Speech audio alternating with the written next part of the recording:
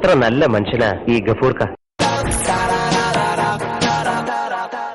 പ്രിയ സുഹൃത്തുക്കളെ, ലോക ചരിത്രത്തിലാദ്യമായി ഒരു സിനിമയുടെ എല്ലാ കാര്യങ്ങളും ഒറ്റയ്ക്ക് ചെയ്ത് ഗിന്നസ് ബുക്കിൽ ഇടം നേടാൻ ഒരുങ്ങുന്ന മലയാളക്കരയുടെ അഭിമാന ഭാജനമായ സാക്ഷാൽ ശ്രീമാൻ ലഫ്റ്റനന്റ് കേണൽ ഭരത് പത്മശ്രീ പത്മവിഭൂഷൺ ശാർദൂല ദന്ത വിക്രീഡിതൻ ഡോക്ടർ ഗഫൂർ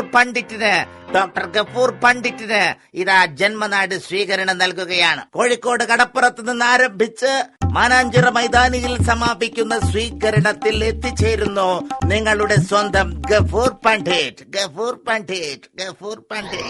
ഒന്ന് വേഗം വാ, പണ്ഡിറ്റിന് ഒരു നോക്ക് കാണാൻ പറ്റണം. പുള്ളീന്റെ കഥ കഴിഞ്ഞോ?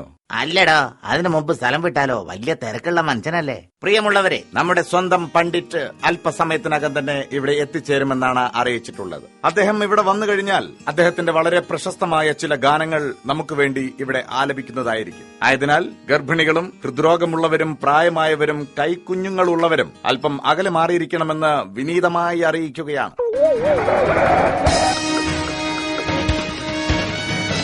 നമ്മുടെ ഗഫൂർ പണ്ഡിറ്റ് എത്തിക്കഴിഞ്ഞിരിക്കുന്നു.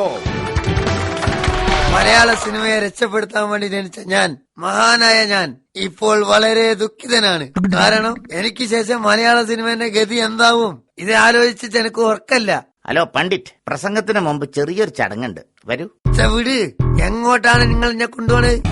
ഒക്കെ പറയാം, വാ.